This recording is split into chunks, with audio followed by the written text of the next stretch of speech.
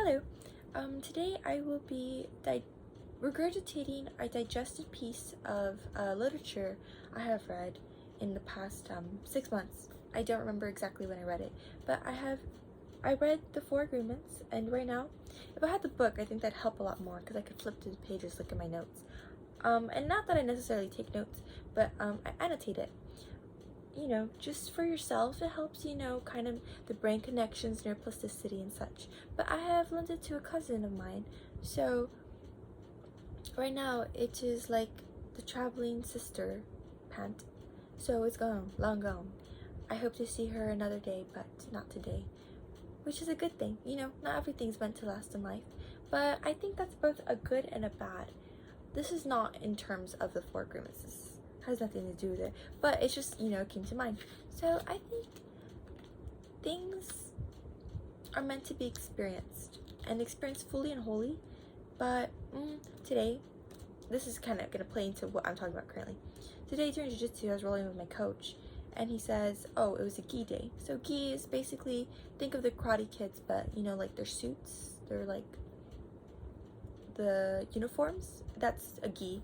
We have those in jiu-jitsu as well. It's my favorite. Mine's pink. So sorry. Anyways, I was rolling with my coach, and I like to keep a good grip because it gives me a sense of control, a sense of authority, of power. You know what I mean? It allows me to have a sense of control. To reiterate, but basically say the same thing. Anyways, so my coach, after a roll, he always gives us advice. He says, "You kept your grips in too long, like you gotta let it go, like you're getting passed or you're doing the passing, something, I don't know, honestly, why lie, I don't know what's going on, I move." So anyways, he was saying that I leave my grips in too long, I need to learn to let them go and keep moving. And that in terms goes along with the sense of experiences. We need to learn when to let go of things, and I think that's very hard for us to do because everything is so unknown and we're always so scared. We like the comfortability of the known. We don't like knowing, well, we like knowing what we have, what to expect. We don't like knowing what not to expect. Or we don't like knowing that there's a glooming, like there's so many possibilities, so many thousands of pathways and possibilities and probabilities that could happen in our lives, and we don't like knowing that. It's crazy. We like knowing and unknowing. It's like, let me reiterate. We like knowing what's going on in life. We don't like when we don't know what's going to go on. So essentially, that's why I think we are adverse to change on a global scale. Though we love change, we only like it when we have control of it, which is, in a sense, kind of rare if you think about it. And sometimes we think we have control, but we really don't. We just like to put on our little pants and be like, "No, yeah, we know." Like, do we even know what electricity is? Like, truly, do we know? You know what I mean? There's so much unknown that we really hold on to what is known, just to have that semblance of control, that semblance of, yes, I have the authority and power in my life, but we don't, and that's okay. I think that's kind of like where faith comes into. Regardless of religion, I think one must have faith, at least faith in self. To know that at least at the very end of the day, you will always have yourself. And that's why it is so good to have a good, reliable base and sense of identity and have your validation come from within, because the only person you have at the end of the day is you. So yeah, I was raised with some not necessarily bad like ideologies of life and love and such, but I was always kind of raised to be more pessimistic, but more in a don't get your hopes up type of way, which in a sense is it's like a type of like self-defense mechanism, and I recognize that and I see it, but at the same time, like I was always told love is pain, or that things along those lines, that nothing that like life is meant for misery, life is meant for suffering. And although yes, suffering, pain, those are all key components to our life, and there are things that we should fully experience, do not mean that they get to dictate and control the path that our life takes. So what I mean by that is we need to fully feel emotions, let them run their course, and then bid them adieu. Like, bye-bye. You know what I mean? So, yes, although there may be moments of pain, of course, right? The loss of loved ones, the loss of pets, just anything that can hurt your feelings. Of course, we're going to experience it probably every single day of our lives. Some more than others, but that's also based on perception. It's how you perceive your life that will dictate how you live your life. So, as in, you have a happy mindset, you're going to go about seeing the flowers on the side of the road. By the way, there's so many yellow flowers where I live, and I was talking about it with my friend Emily. We're like, where do they come from? Is it an invasive species? Because there's a lot of fields of flowers. And in the past years, there were white flowers, and they look like real, like, mystical, like, the petals were thin, and they would kind of hang over, kind of like the lily of the valley, but not the lilies of the valley, but like kind of that type of anatomy. Anyways, but they're now, like, it's now little, like, 4 little leaves and it's like a common little flower. So cute. But anyways, if I had had a more negative mindset, I might have just seen, like, the trash on the road, or, the potholes or something. I don't know. So, dang it, I lost my train of thought. So, that's why it's all about perspective and keeping yourself in a good place. It's hard to keep yourself in a good place mentally, but it's good to keep yourself in check with yourself. Remember to look inside. You know what I mean? You gotta at least know yourself. And although, yes, no one will fully ever know themselves, it's more about the journey of getting there, of being comfortable with yourself and knowing that even in the unknown, there's still security in yourself. I had recorded another video, but I had gone completely off track. So I didn't, even in this one, I'm not talking about the 4 agreements.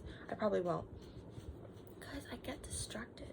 But for whoever watched this and wants to hear my regurgitated thoughts on the 4 agreements, let me know and I'll do it. But not today. So anyways, so I was saying that I kept looking at myself in the camera, and this is y'all, and this is where I'm looking, this is where I see myself. And I was saying, I was like, it reminded me of the mimicking, like I was mimicking like a little parakeet. If anyone's had birds, they know, like, birds love to look at themselves. But I was thinking, they must do that, to me, how I interpret it, as a form of comfort, because who do you know best other than yourself? You know what I mean? Like, you know yourself best. There may be someone who's lived with you your whole life, like Ed, for example, my co-host, my partner. Anyways, sorry.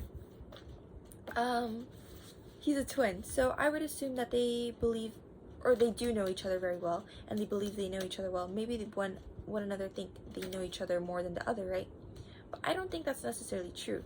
I think everyone knows themselves the most. But I think we push those thoughts of knowing to the subconscious, and that's why things happen. And I'll talk about that in another episode, because it's a doozy, but I do believe the mind and body are very interconnected. Anyways, as I was saying, but I believe that we as individuals know ourselves best, and the only reason you would not know yourself is because you have allowed yourself to forget, essentially. And I think part of the journey of life is just remembering who you are. And I think it's a beautiful journey, because what amazement to see how your life will unfold. You know what I mean? So I think that's why we should be a little less scared in the daily life, because we have ourselves. And I think also, I was speaking of looking at myself, because I think humans also look to themselves for comfort, whether they know it or not. I believe we try to hold on to something that reminds us of home, and at the end of the day, we are each our own homes. It's like, we are snails. In us lives the snail, and this is our shell. You know what I mean? It's just like formatted different. Oh my god, excuse me. I worked out, so yeah. Or I'm drinking a Sprite. So yeah, those are some thoughts of the day today. Some other thoughts I had were on trees, but I think I'll make that another video if I remember. But what I will say is, I wonder how trees experience life.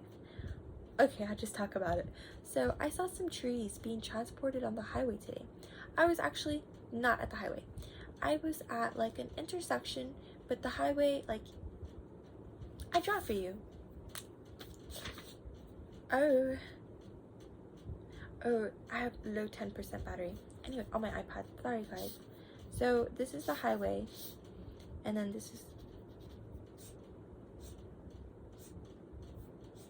and I was like, man, I don't even know how many lanes there were. So this is the light. Damn. This is the highway. These are the lights, and I was like parked here. So over here I could see on the highway, like, you know, oh, like they were passing over. You could see like the vehicles and such. Maybe I saw a truck with a trailer, and on the trailer were like 3 or so palm trees, but they were laying horizontally. They were young, so they were juvenile palm trees, just being transported, right? Probably to be planted or to a nursery or such. Sorry, I get distracted. Anyways, so I was thinking, I was like, I wonder how those plants feel right now. You know, there are people in the world, I don't like to say who believe or who claim. You know what? They say they are, so I'm gonna believe them. You know, maybe I don't know. We'll talk about this another day. But anyways, some people, communicate with trees. So they're tree psychics. And they talk about, like, how trees experience things. And I remember it was on TikTok, I saw this. One lady was like, this tree is falling, like, this tree was, situated on a bank of a river. But it was kind of a steep bank, so it was like a cliff type, right? But not like an actual cliff. It wasn't as big as a cliff. But it was like a cliff type. And it was situated there. And it was slowly falling into the river. And the tree did not mind. Instead, the tree had said, well, I'm kind of excited because I've never seen past the bank. Like, I haven't seen what's on the other side, and when I fall, I will. So I was like, wow, like, what a great way to look at life, right? One. Because, you know, there's always something good in the unknown. We just have to look for it, and we have to want it, I suppose. Like, you have to put yourself in the right mindset to accept it. We have to accept what the universe gives us, and we may think it's bad, but I think the universe knows best. That's about faith.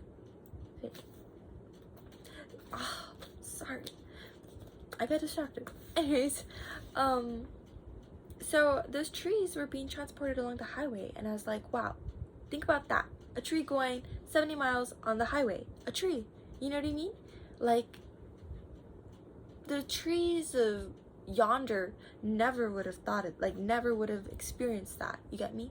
Just as, like, our ancestors never would have experienced going at such a fast speed, right? Or like in a motor vehicle. Like, there's so many things that, like, are so new to us, you know, but we have found comfortability in them just because we have, I guess, like, dissected and pieced them apart. And I guess since they are creations of our own hand, we have found comfortability. I don't know why I want to keep saying the word if I can't say it right. God. Anyways, so I think that's very interesting how we function as humans. We love breaking down the unknown, but we fear facing it. It's so interesting. Yeah, humans are pretty cool, I think. Yeah. Anyways, I think that'll be it for me today.